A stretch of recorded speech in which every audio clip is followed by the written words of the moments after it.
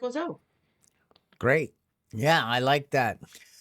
Responding with purpose, with intention, with a clear head, instead of responding with emotion or panic, which is emotion, Isn't that isn't that so cool that we have that ability to choose how we respond to the events in our life? And how do we get to that point?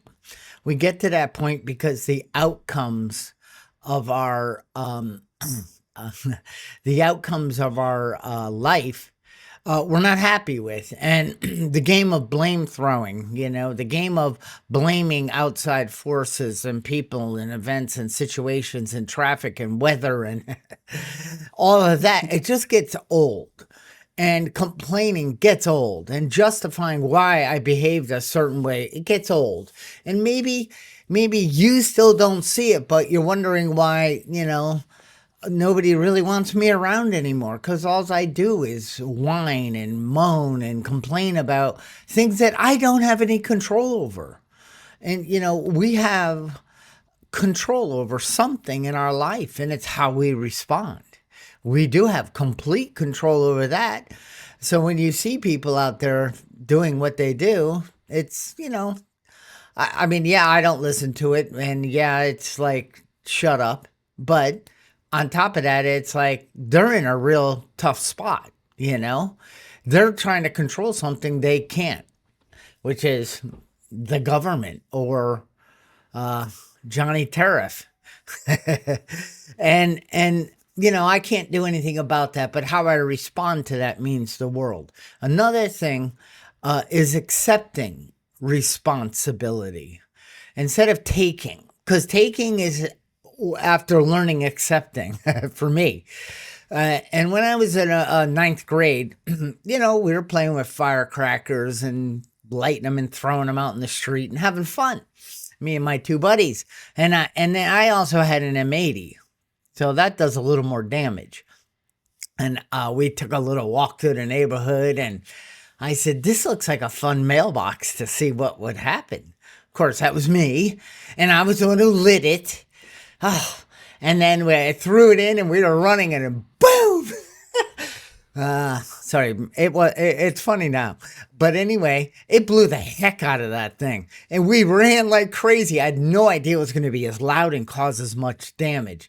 So we run back to the neighborhood where my two buddies lived, and we continued lighting firecrackers like dum dums, and all of a sudden, out of nowhere, the police car pulled up. And we ran, and I jumped and hid, and my two buddies, but they both got caught first. And, and he's like, "Where's the other kid?" And I'm like, and then I came out, and that policeman drove each of us to our homes and walked us to the door to tell on us.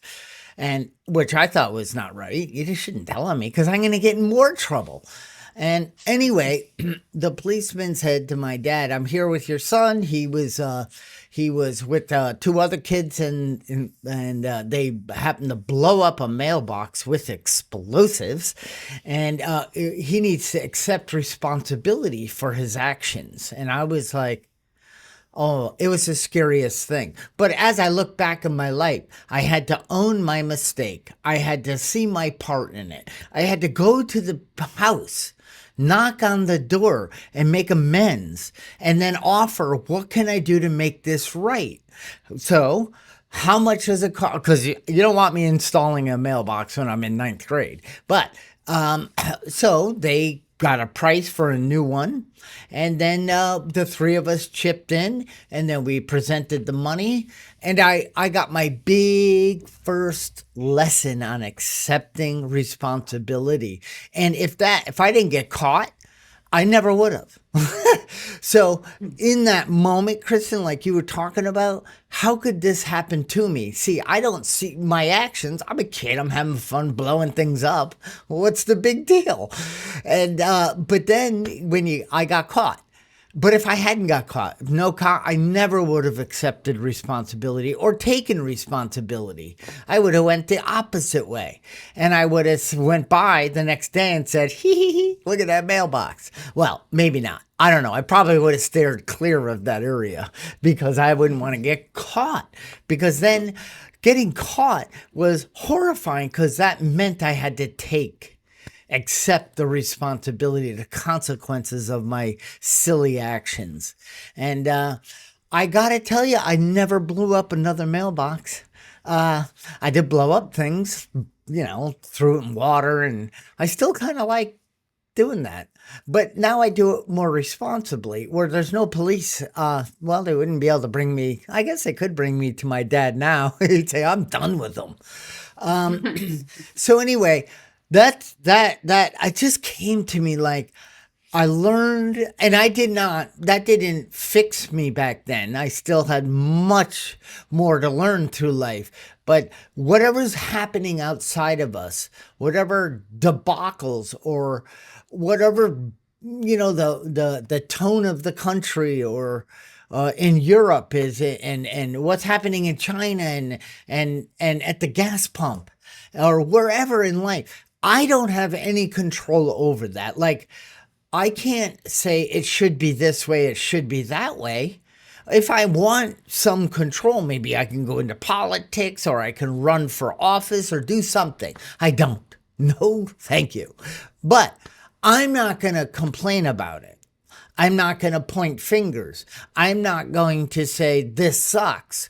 It shouldn't be this way. This is how they should handle it. Because that's just giving my power away. I am now complaining. I'm blaming. I'm rationalizing. I'm justifying. And instead of, now I know I have this ability to respond. So I can say, whether I like it or not. We talk about that a lot in the academy. We say I need to accept my eye disease. It doesn't mean I got to like it. But if I don't accept it, I struggle more. I fall into the not taking responsibility and I start reacting. I start blaming events.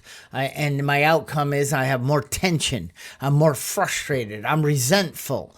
I start lying to myself like it should be differently. They shouldn't talk that way. You know what I'm saying? So the E plus R equals O. 2 plus 2 equals 4, right? And many of us are getting 5 out of the 2 plus 2, but we're blaming the first 2. Instead of, if we're getting 5, then I can respond differently and change that 2 to a 3. And then 2 plus 3 is 5. And now the system works again. So I realized that when I was in a conference and they were teaching us this principle, and I realized many things in my life I thought happened to me, I never had the ability to go back and look at the lesson.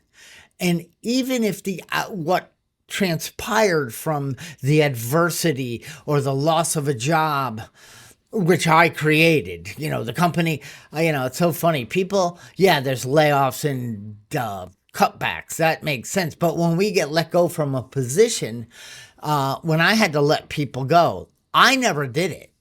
I mean, I was the one that had to say it and say bye-bye, but they did it, and I would explain that. It's unfortunate but this is your actions, your behavior. See, I was taking responsibility for them since they weren't able to. And I don't want to do that for other people. But when you're in a company, you got to sometimes. And, and always a lot of people come back and say, thank you for doing that. Because it taught me such a lesson. I was blaming on it, and it's like, yeah, I know. I've been there. I've lived that life. I've lived that mindset. And it's so much easier. If you want to feel powerless in your life, blame. That's powerless. You want to feel powerlessness, complain about something. If you do complain about something, or, do something about it. But complainers say it over and over and over. And I know, because I complain constantly about what wasn't possible in my life. And nobody was showing up at my door to fix me or fix my problems. And I don't know how to dig out of this mess. that whoever that you created for me. And then as I started accepting responsibility in my life and taking it, I realized my troubles were of my own making. And I dug that hole and then I jumped in it. And then I started bringing some of the dirt on me and saying, I cannot believe this is happening to me. So, you know, I mean, I just spoke on um, in a podcast, and I was saying how I went to a company, and it was going to be this global initiative, and we were going to set up training centers and do all this amazing work for this company, and it all fell apart, and it was the scam. It was just this, and me. I mean, I got recommended by a high level person and all. I mean, everything. It couldn't have lined up any better. And it just all fell apart. And it was the most devastating thing. And it happened to me, but it also happened for me because I got stronger from it. I'm laughing because we have, if you can't hear, we have dogs here. And we're babysitting the neighbor. Why would I call it babysitting? It's dog sitting.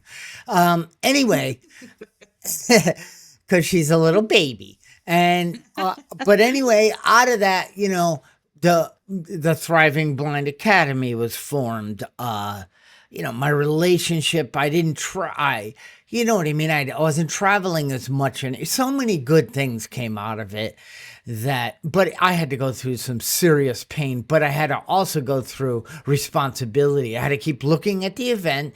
I responded not good for a while. I was a victim, and I wanted to get even. And I wanted to find them and teach them a lesson.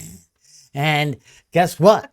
I got more depressed and more full of anger, and because of that mind. And then I finally surrendered and said, what can I do? Like you said, like we say here in the academy, how can I take a different look at this? How does a person with perspective take a look at this? What would it look like if it was working out this way? What steps can I take to move towards that? And it's like, when I go into that space, I remove the powerlessness and I take the power back.